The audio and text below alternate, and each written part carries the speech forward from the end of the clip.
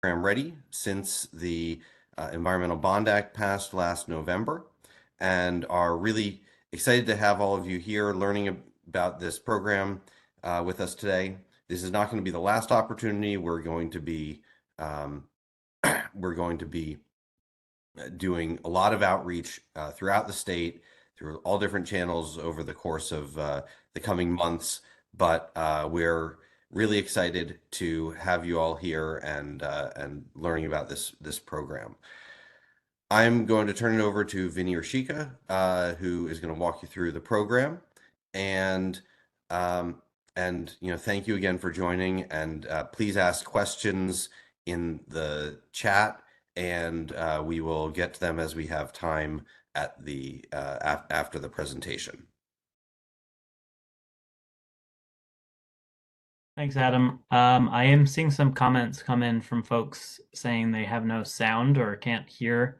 I am seeing some other responses saying I can hear loud and clear. So hopefully we can get those issues resolved. But we are recording this, so we'll continue on, and hopefully those technical issues are resolved for those who are having issues hearing at the moment.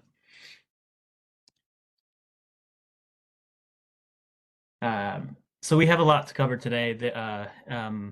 We've been busy as a team, and we've been releasing lots of information around this transition. So we want to give a quick overview of what's been published recently, what resources are out there, and then get into the specifics of the New York School Bus Incentive Program that we just announced, as well as leaving some time for Q&A. If you do not have a chance to ask or have your question answered, or you would like to follow up after the presentation, email addresses are included on the last slide. We will send out the slides, so you have these as a resource, and you can certainly reach out to us for questions. So just a quick overview to frame the discussion. Some fast facts: we have 45,000 buses roughly in New York State. That is the largest number of buses of any state in the U.S. And we're making this push toward zero emission vehicles. So by 2027, all new purchases must be zero emission, and by 2035, all school buses in operation must be zero emission. The good news is all the major manufacturers have electric models available. There are new companies that are making electric-only school bus models as well. And in terms of their operational capacity, we're starting off around 75 miles per charge, and that's increasing up to over 200, and these numbers are increasing too. I think the important part, an important thing to note about our mandate in the state, this program, the incentive program, and some mandates that are coming out in other states as well, as this is pushing the industry forward. Increasing demand will increase obviously revenue for the companies, but also their ability to invest in new technology that's going to make this process more seamless and provide longer range for school buses. Most school buses, do return to their depot, and so they can be charged overnight. Overnight charging enables districts to benefit from typically lower time of use rates for electricity, which increases the benefit of operating the buses, and also just gives them enough time to recharge for their next day of use. Sorry,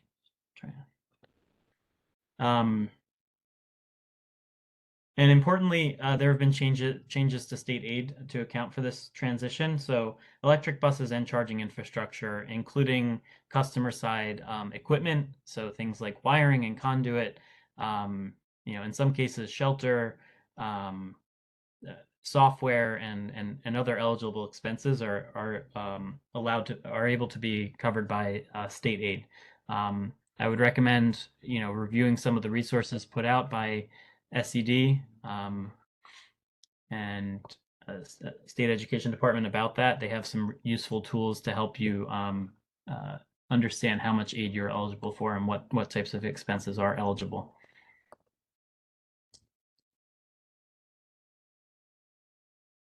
So just quick overview of the roadmap. So this is a policy document.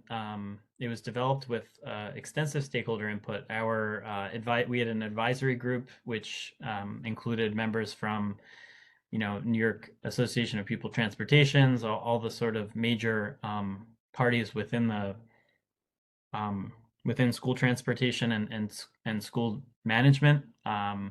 We had folks from utility side, charging operators, bus manufacturers, all contributing to the process. Um, uh, some of the key findings that we included, with current incentives available, the cost of owning an electric school bus over the course of its life, it can be comparable or cheaper to owning a diesel bus.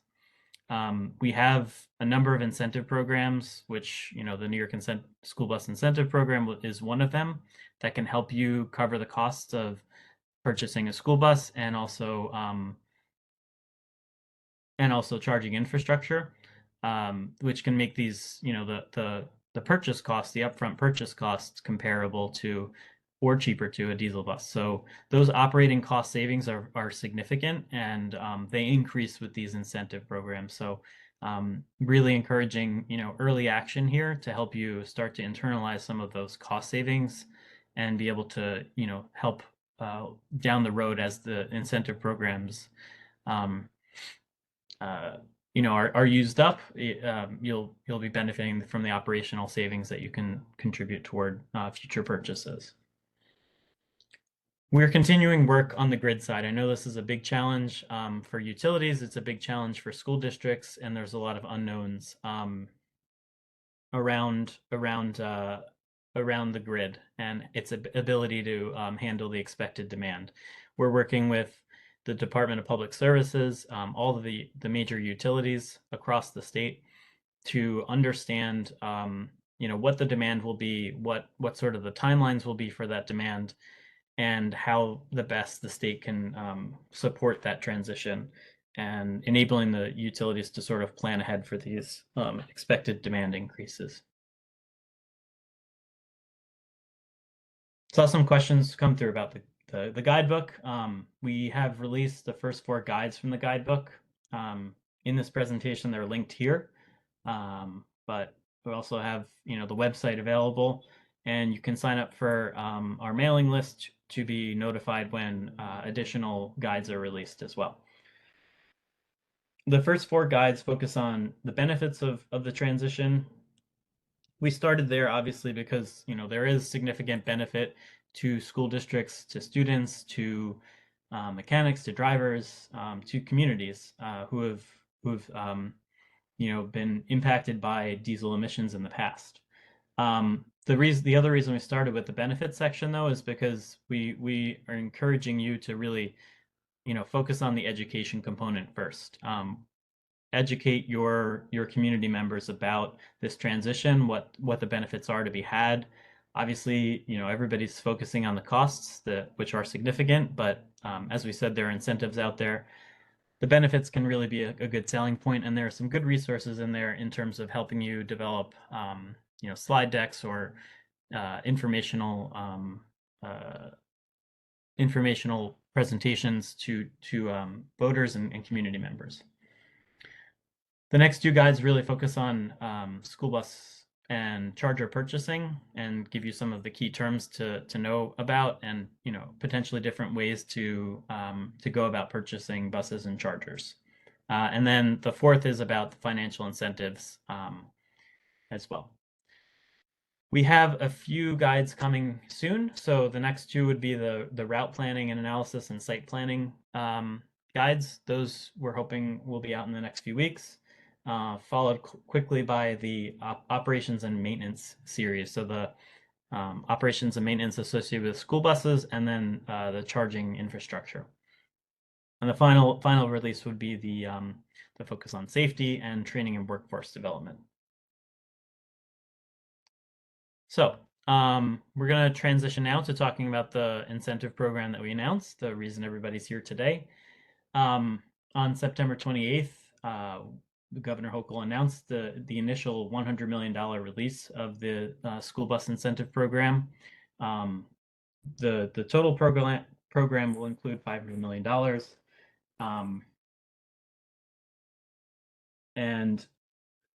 And the focus on this program is really on, primarily on the buses. We will also include an allocation for charging infrastructure, and we're using the program to also support technical assistance to help school districts develop fleet transition plans and prepare themselves for purchasing electric buses. Our incentive program, which we'll talk about a little bit more, is in many ways very similar to our existing truck voucher incentive program, which also has been funding school bus purchases.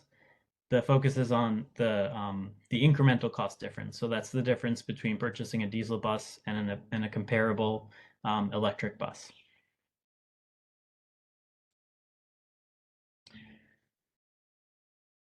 In terms of the timeline, so we had the initial announcement on September 28th. Between September 28th and early November, we're asking vehicle manufacturers to complete the vehicle eligibility application and submit that to the email address you see on the site. It's NYSBIP, NYSBIP at energycenter.org to have your vehicles included in the program. Once eligible vehicles are all added to the program, the bus dealers will then be able to go in and apply to become eligible dealers. They do that by providing information about themselves as a dealership and their business within New York State, but also by selecting vehicles that they're approved to sell. So it's important that the vehicle manufacturers do go in first and apply for vehicle eligibility. Saw a question come through I can address. We will continue to accept vehicles beyond early November on sort of a rolling basis, and we expect that this will change also on a yearly basis as dealers release new models or submodels and new technologies. We'll continue to be accepting and updating that list. And then starting in late November, November 29th, we will open the application portal. And this is when school districts, third-party operators, eligible applicants can go in and start applying for the incentive programs with support from their dealers. So just mention this, but who can apply for the program? New York public school districts or other public entities that provide people transportation services. What does that mean? Essentially, public schools. That's the focus of the program. But we understand and acknowledge that in some cases, public pupil transportation is provided by the state, is provided by other parties. So those public entities are also eligible for the program. In addition, in New York State and in many other states, third-party operators, also known as bus contractors, provide a significant portion of pupil transportation services on behalf of school districts. They're eligible to apply for the program as well.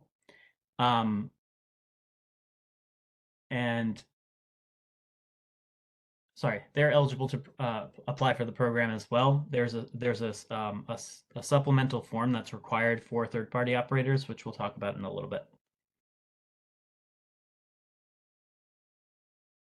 In terms of the voucher amounts,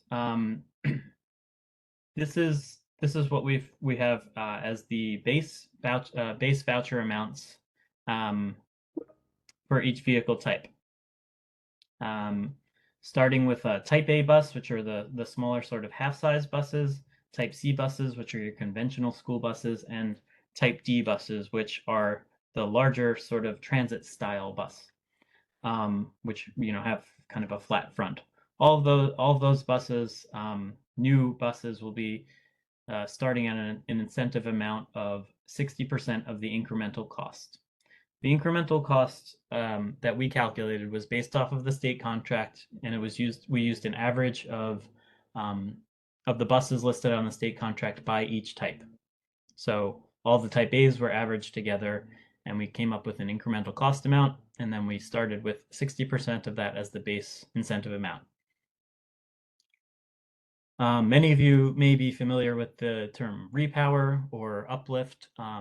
These are buses that are essentially, you're taking an existing gas or diesel bus, removing the engine, replacing with an electric motor and batteries, and then continuing to use that bus in operation.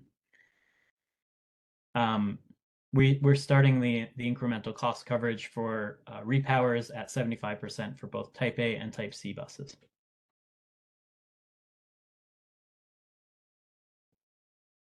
We structured the program to provide a base amount, but we also want to encourage additional actions, and we're providing incentive amounts for those actions. One thing is obviously is more of a locational component. So as you may be aware, with the truck voucher incentive program, you had to be serving a disadvantaged community to participate in the program. Our program is available to all school districts who are impacted by the mandate. However, there are certain priority districts, which we'll define in the next slide, that are eligible for a bonus amount, as indicated here. The bonus amount for priority districts is 15% of the incremental cost difference. Another key bonus that we have included is the scrappage bonus. This is accessible to all applicants. We'll go through the specific requirements related to scrapping a vehicle, which means destroying a vehicle that the electric bus would be replacing. That bonus amount is 25% of the incremental cost. It's a significant bonus for scrapping a bus. In addition, while these aren't actually considered bonuses, they're add-ons. If you select a vehicle that has vehicle-to-grid capability, you can also receive an additional 5% of the incremental cost. Vehicle-to-grid capability enables the bus to, when it's not being used and it's connected to power, send power back to the grid, which is another revenue opportunity for school districts, or operational cost-saving benefit for school districts. However, it does require additional equipment. That's why we're including this. And obviously, there's also a benefit to the grid of using V2G capability. The last component is wheelchair accessibility. We want to ensure that as we move to electric vehicles, we're ensuring that buses are accessible to those who need wheelchairs. So there's an additional add-on amount for wheelchairs for base vehicles. So for priority districts are defined as those who are designated by state ed as high need / resource capacity districts. In addition to that, districts with 40% or more of their population residing in a disadvantaged community, which is defined by New York State, by NYSERDA actually. You can find the disadvantaged communities map on our website, but we have a list included on the New York's School Bus Incentive Program website that lists all of the priority districts in the state. In addition to those districts, the bonus would also apply to school buses that are stored in an existing depot located in a disadvantaged community. So if you are a district that has an adjacent disadvantaged community where your school buses are currently stored, you can apply for the incentive, and we will review that, verify the location of the depot, and its inclusion within a disadvantaged community, and you would also receive the priority district bonus. In terms of the scrappage bonus, The goal is, as I said, to remove older internal combustion engine vehicles from service. So in order to participate in this, you have to be scrapping a vehicle that has an engine dated 7 years older than the year of application. As an example to simplify that, if you applied for a bus today and you're applying for the scrappage bonus, the bus that you're taking out of service has to be 2016 or older. You must cut a 3-inch hole in the engine block and disable the chassis by cutting the vehicle's frame rails. There's more information about this and who does this on the Truck Voucher Incentive website, and will be available on our website as well. And you can look in for more information about this in our implementation manual. In terms of the roles, we talked about this a little bit, but the manufacturers are responsible for applying for vehicle eligibility for vehicles to be able to participate in the program. The dealers are typically a vehicle dealership, can be an OEM or original equipment manufacturer, or an upfit retrofit manufacturer as well that sells eligible vehicles and or charging infrastructure to the end user. The dealers do tend to take on a significant role in this process and help a significant amount in terms of applying to the program.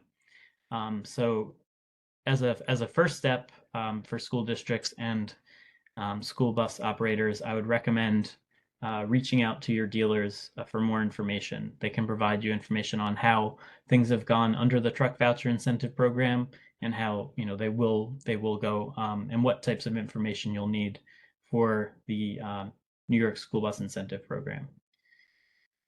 And the last role is the purchaser or fleet owner. So those are the entities who would be actually purchasing and operating the vehicles.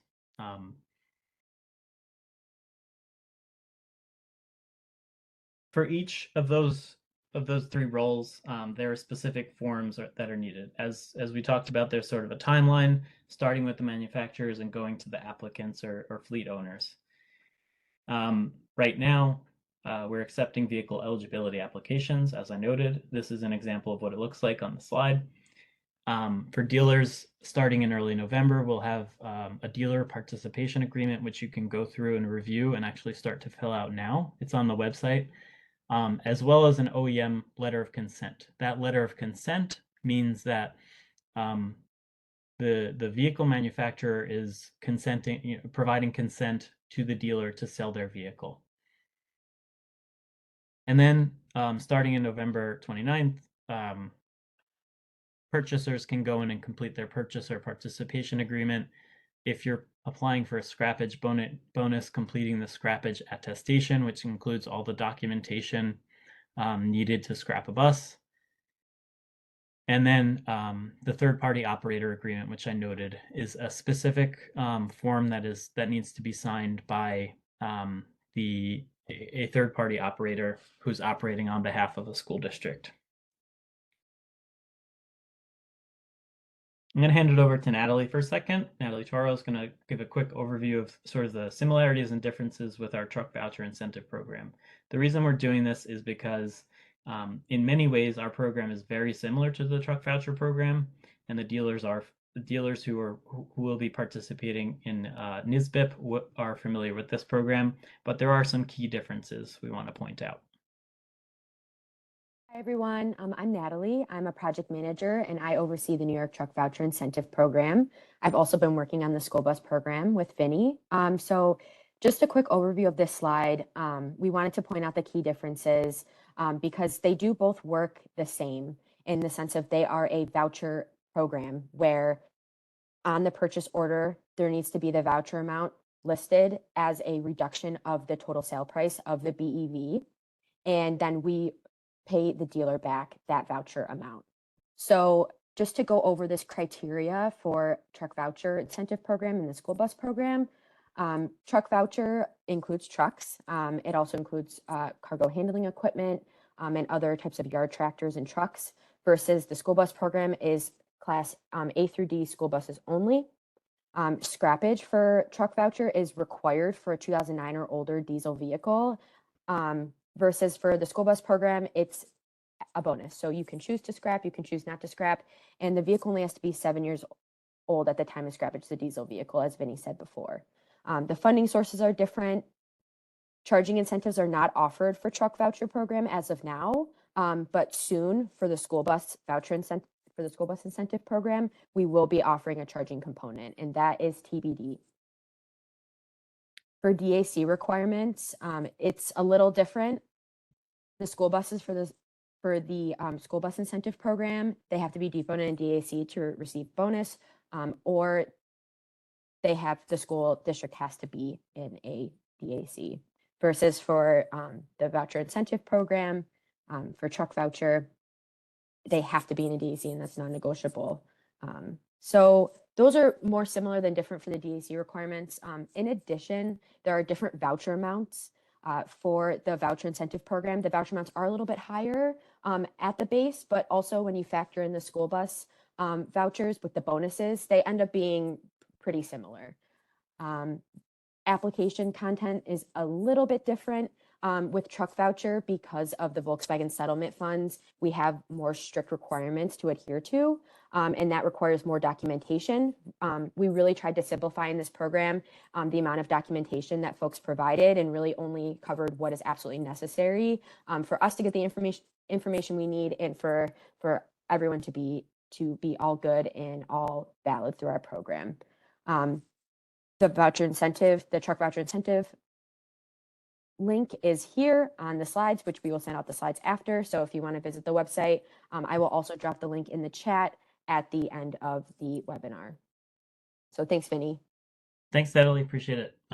One thing I wanted to note about the website being included here is that if you do have a bus that meets the requirements of an existing bus that meets the requirements of the truck voucher incentive program, you can apply for that program still to this day, and you will be able to, at least until the New York School Bus Incentive Program opens. As you can see here, having a bus that has been in operation that is 2009 or older is a difficult requirement to meet. But if you do have those buses, we encourage you to apply for the truck voucher incentive program, because there is still some funding available. Yeah, that's a great flag, Vinny. Also to add, NYSBIP and the New York Truck Voucher Incentive Program, you cannot stack them. So yeah, if you apply to the truck voucher incentive program, you get funding just from that and not from the school bus program, and vice versa. Thanks. And we do have we'll have a Q&A session very soon. We have one more slide. We'll be answering lots of questions I see that are coming through. We can go into more detail about stacking and what types of incentive programs can be stacked with the New York School Bus Incentive Program. So just to wrap up quickly, so this is more of general information, not specific to the incentive program. In terms of the incentive program, the next steps are go to the website, familiarize yourself with the implementation manual, and look at the forms that are relevant to you, whether you're a manufacturer, dealer, or a participant, a purchaser. My apologies. In terms of the overall process, I see that there is a question about how we get a copy of the slides. They will be posted after this meeting for sure. And we included many links in here. So you will be able to click on those links and click through to our electric school bus guidebooks, contacting your utilities, and how to get support developing a fleet electrification plan. Really, the focus is learn at this stage. Learn as much as you can about all the information. The ESB guidebooks and roadmap are a very good place to start for that information. Start to create your priorities, short, medium, and long term. We can help you through that with the technical assistance programs and helping you develop a fleet transition plan. But start to identify, when do you want to purchase your first bus? When do you want to have all of the folks who will be involved in your transition identified? Who's taking on what roles? Those types of questions are important to answer now. And then, longer term, when do you want to have your full fleet transitioned? Obviously, 2035 is the requirement, but you can try and transition earlier. And I think, in many ways there are benefits that can be associated with that. Contact your utility. Contact your utility. Contact your utility. You will hear me and anybody else involved in fleet electrification more broadly recommend that you contact your utility and speak with them regularly throughout this process. They will be able to provide key information about your ability and constraints potentially to electrify your site, what actions can be taken to enable you to electrify, at what points you might need key infrastructure upgrades. And so this is an important relationship that you're going to have throughout this process and going forward. Develop a fleet electrification plan. There are countless resources online about how to do this. If you would like some support in the process, NYSERDA is able to connect you with contractors who can help you develop a fleet transition plan or fleet electrification plan. We have examples, we have a sample scope of work, we have a lot of information on how this gets developed and what's included in it. If you've seen some of my other presentations, we go into more detail about what's included in the fleet electrification plan, but it's a very useful guide as you're going through this transition to know, are you tracking along with your goals? Are things happening along the timelines as you expect? If there are technology improvements on the buses or chargers, what does that mean for your ability to charge and how many chargers you might need, things like that. So really recommend taking advantage of that.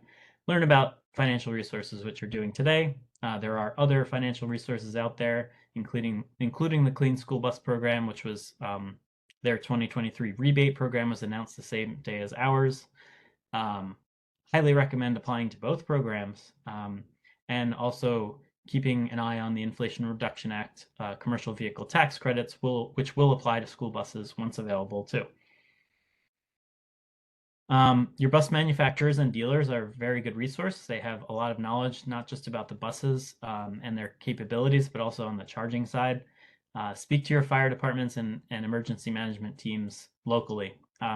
Obviously, there are a lot of concerns around fire and just how you handle emergency events with electric vehicles.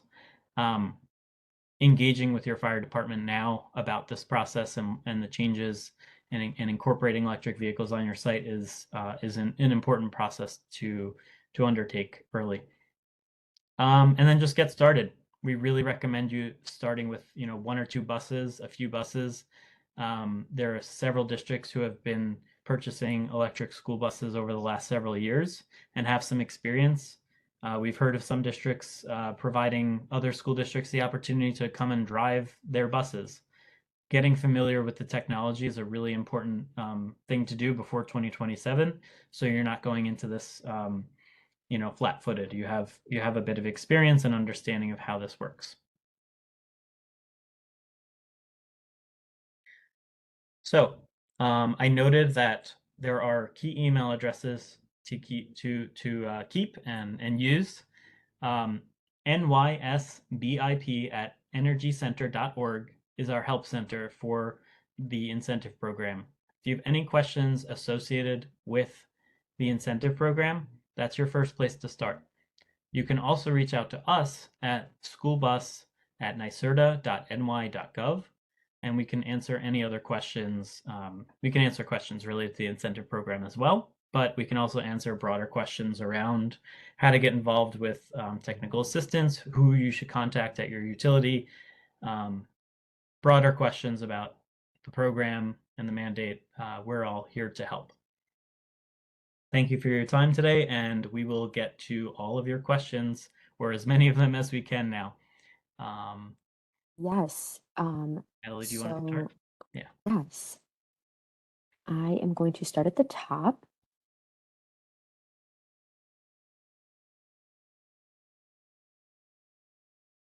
All right. So a bunch of people had questions about the weight of the new electric school buses. Bunch of questions about it. Wondering What's going to happen with garage lifts? They presently can't handle the extra weight. Michael asked who will pay for the new lifts. So just wondering what we think about that. Thanks, Natalie. Yeah, we've been having lots of conversations around weights of vehicles with the manufacturers, as well as school districts who've gone through this process. I think for the most part, the vehicle weights are not terribly different. I understand that if you're at sort of the threshold of what your lift can handle, then you may need to install a new lift. If that's the case, new lifts are transportation aid eligible. However, vehicle weights are not significantly higher than diesel or gas buses in general.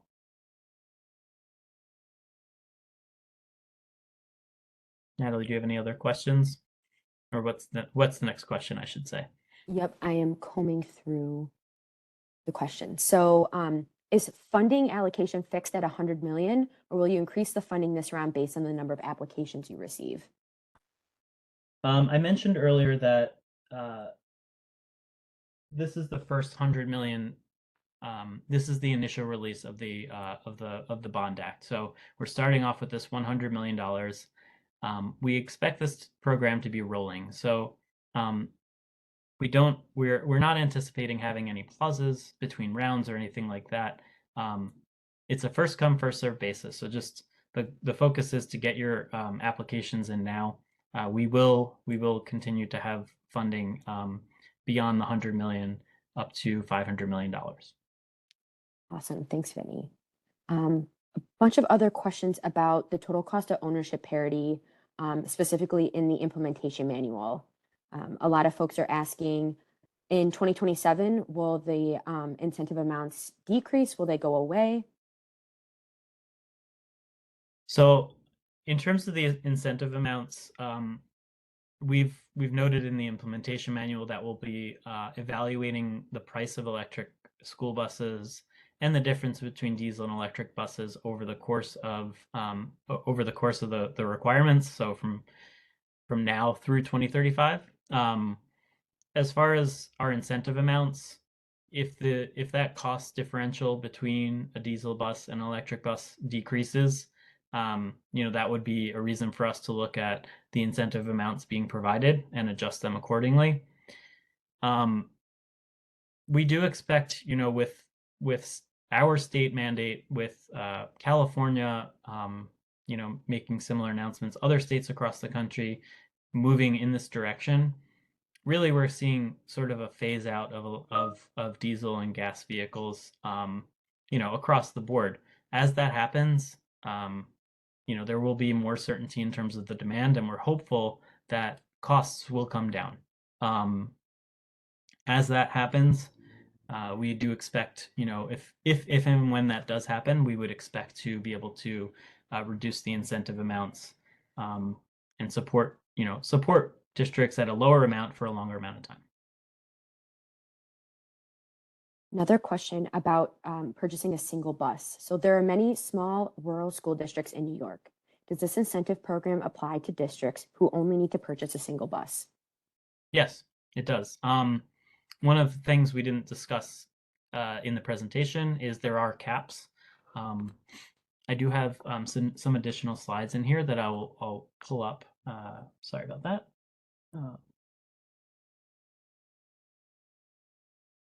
Here we go. To answer the question directly, yes, if you have one or two buses, you can certainly apply to the program. There's no minimum number of buses you have to operate in order to qualify. However, if you are a larger district or if you have more buses, there are some caps to be aware of within the first 2 years of the program. For school district-owned buses, priority districts can apply for the greater of 10 buses or 10% of the fleet. So if you have a fleet that's over 100 vehicles, you can apply for, say it's 150 vehicles, you can apply for 15 buses in the first 2 years of the program. For non-priority districts, those numbers are 6 buses or 6% of the fleet, whichever is greater.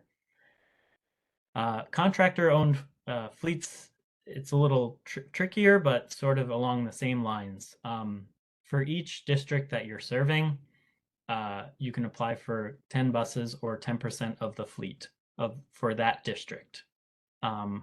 And similarly for non-priority districts, 6 buses or 6%. So if a contractor is providing service for one priority district and one non-priority district, they would be able to apply for the greater of 16 buses or 16% total. We would obviously need some verification of this information and work with the contractor to help provide that information. One important note, also a bonus available for the caps. You can apply for an additional 4 buses or 4% of the fleet if you've developed a fleet transition plan that's indicated you've coordinated with your utility and your utility has a good understanding of the your fleet electrification goals, so that they can provide the amount of power that's needed to charge those buses. There's more information about this in the implementation manual. If there are questions, happy to answer them specific to the caps, because it is a little confusing. We acknowledge that, but essentially, these are the caps, and they'll be under review. After 2 years of the program, we will be sort of lifting those caps so that districts who have reached their cap can apply for more buses. Thanks, Vinny. Mm-hmm. Just going back up to the next question.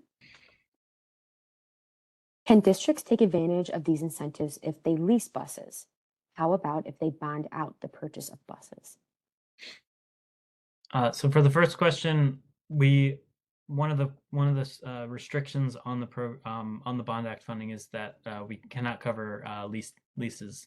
That is something that was determined after extensive review on the legality of the Bond Act funding and what it can cover. We will continue to monitor this and see if there are any potential workarounds or anything, but at this stage, leased buses are not included, unfortunately. In the case that, sorry, the second question was related to bonding. Yeah. I'm not 100% sure on the question, but if a district uses sort of a bonding approach for generating revenue for the buses, I don't think that has an impact on the program. But I would like to have a follow-up with the person who's asking that question. And we can provide some clarity afterwards too. That sounds good. Have the guidelines for charging incentives been published? The guidelines for charging incentives have not been published at this moment. They will be published before November 29th. We're in the process of developing that side of the program. It's taking us a little bit longer because with the school bus incentive program on the buses side, we had an existing program to model this after, the truck voucher incentive program. On the charging side, we're sort of developing this sort of from scratch, and we want to ensure that we're meeting the needs of school districts with the funding that we provide. Some of the things that we're factoring in is obviously the incentive amount for charging, how it can be used, whether it's just for chargers or for customer side equipment or installation costs as well, and other factors like that. So there's sort of a lot to think about, but the important information right now is that for anybody who applies through the New York School Bus Incentive Program, you will be eligible for charging allocation as well, even if you apply, on day one, and you'll be able to access that funding. Lots of questions, Vinny, about stacking incentives. Do you mind going over to that slide and talking about that for a minute? Sure. Hopefully you're just seeing my screen and not the Yep. WebEx stuff on top. Okay. So the question was around the ability to stack. So stacking is allowed and encouraged. The one sort of stipulation that we have is that our program cannot be used to exceed 100% of the bus cost. An example of this would be if you received a rebate through the EPA's Clean School Bus Program, and say that you're a priority district as defined by the EPA, and you receive an award of $375,000. We would, in that case, not cover the incremental cost difference between the diesel and electric, because then the total award amount, 375,000 plus roughly 200,000 from us, would be well above the cost of the bus. We're exploring sort of how our program and the Clean School Bus Program can work together, because we do understand that there can be some additional outlays for districts, even if they receive the EPA awards. And we also want to be able to support districts who receive buses through the the EPA's Clean School Bus Program, and also maybe need some additional support on the charging side. So that's why you see sort of the yellow check against the Clean School Bus Program. The Inflation Reduction Act, which is the first bullet, which I noted earlier, there's a commercial vehicle tax credit that is expected to be available in early 2024, I hope. But essentially, this is a 30% tax credit or direct payment for commercial vehicles, which includes school buses. It's 30% up to a cap of $40,000. So this is very, very much aligned with our program and would not exceed the 100% of the cost of the bus. So we're very much encouraging districts to take advantage of this in addition to our program when it's available. As Natalie noted, the New York Truck Voucher Incentive Program and the New York School Bus Incentive Program are effectively the same program, so we would not be enabling those to be stacked, because you would essentially be getting the incremental cost of 2 vehicles for one, which would not be allowed.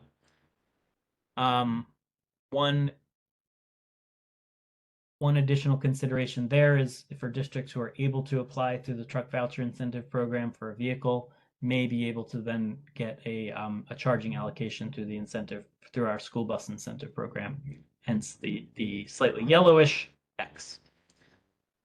And lastly, for districts who are served by the major utility providers across the state, who have make-ready incentive programs for medium and heavy-duty vehicles, you can very much stack our program with those make-ready programs. As we start to define and provide more information on the charging side of the program, we may have some requirements or components related to applying for the make-ready programs prior to using the charging funding for make-ready costs. If you have access to those programs, you should be taking advantage of that utility funding as well. So that's just one consideration, but yes, very much encouraging stacking with the make-ready programs too. All right. If it's okay with you, Vinny, there's a few questions I'm just going to take over about the program. So Timothy asked for the group, if approved for the voucher incentive, how long do we have to purchase the bus? We need grid updates and will not be ready to purchase for several months. So Timothy, to answer your question, one of the requirements of the voucher application is a purchase order, or if the dealer allows you to have a provisional purchase order, that is required. It shows the price of the bus with the estimated incentive taken off to show what the fleet would be paying for the vehicle. So the conversations about purchasing the bus or the actual purchase will happen really in sync with the approval of the voucher incentive. Once that's approved, you have really until then, until we close out the application. So that gives, with extensions, we are giving up to 18 months for a application. Natalie, I just wanted to add to that a little bit. If there are significant delays and there's, ability to provide documentation, we would review that on a case by case basis. One of the additional things that we're trying to figure out on the charging side of the program too is these overlapping timelines. So making an award on the bus side, and then also enabling that application to stay open while districts take advantage of the charging allocation as well, and how those timelines overlap. Yeah, that was great. Thanks, Vinny. Carrie asked, can you apply more than once?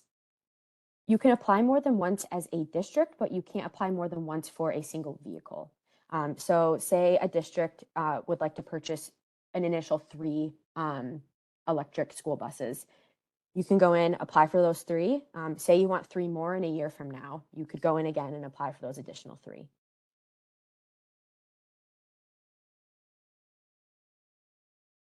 Hang asked, when is the deadline for OEM registration?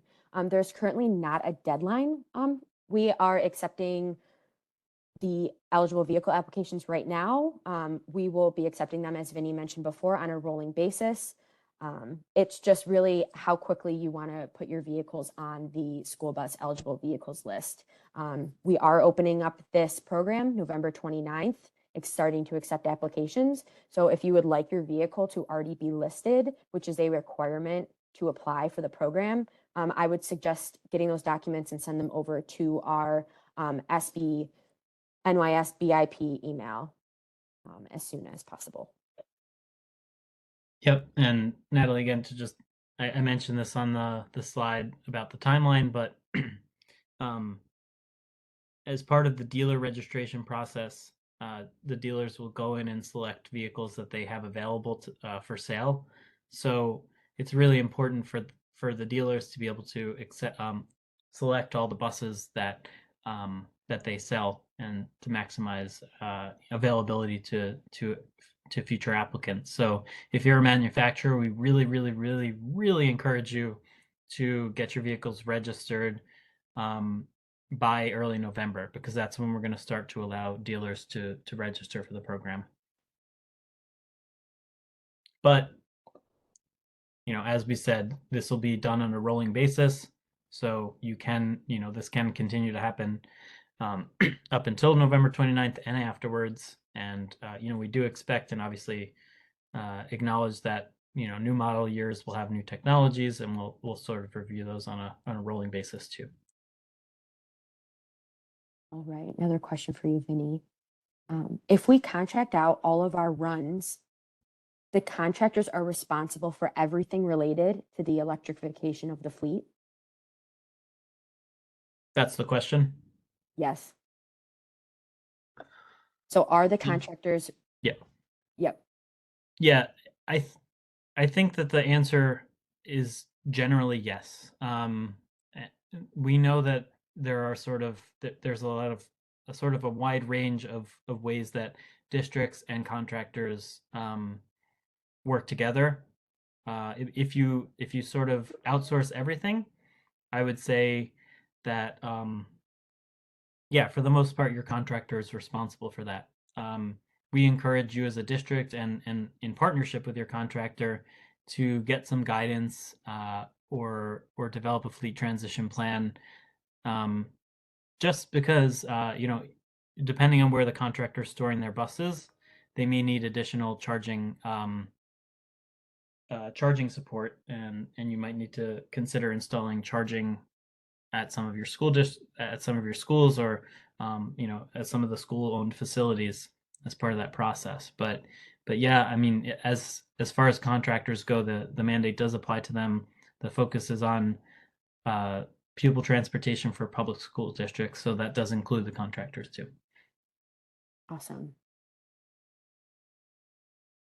Regarding the point on connecting school districts with technical experts to develop a fleet electrification plan, what does this process look like? will RFPs be issued by NYSERDA? Yeah, thanks for that question. In this slide deck which we will send out again, we have a link to the Flex Tech program, which is one that we primarily use for this service. Essentially, you're able to reach out directly to a list of pre-qualified contractors, or if you have a contractor that you work, an engineering contractor, I should say, that you work with on other components, whether it's energy efficiency projects or renewables, you can work with them. They can apply. We will provide a statement of work and all the resources and application materials that need to be submitted for that. And your contractor should be able to help you develop that scope of work and help you apply to the program. In terms of the RFP, RFPs are not required for this. Most school districts who have applied to the program have not had to issue an RFP. We're paying at typically between 50 and 100% of the costs of the study, and at least through our Flex Tech program, the contractors who are eligible to provide the service have been pre-qualified through our program to do so. So it is a more efficient process, and we can get in touch. You can reach out to me for specifics about your school district, and we can identify what your cost share would be and contractors who would be able to support you. All right, it is 12:59. Meeting is scheduled to end at 1. Vinny, do you want to close us out? Sure. Thank you again for all the questions. I know that there were several more questions I'm sure we did not get to. We will take follow-up questions by email. We will provide these resources as we go. And yes, just please write down these email addresses and please reach out to us with questions about the program that we couldn't answer. Questions about the program more broadly. If you're interested in technical assistance, reach out to the school bus at nyserda.ny.gov, and we will get you connected. Thank you so much, and we really appreciate all of your input and feedback throughout this process.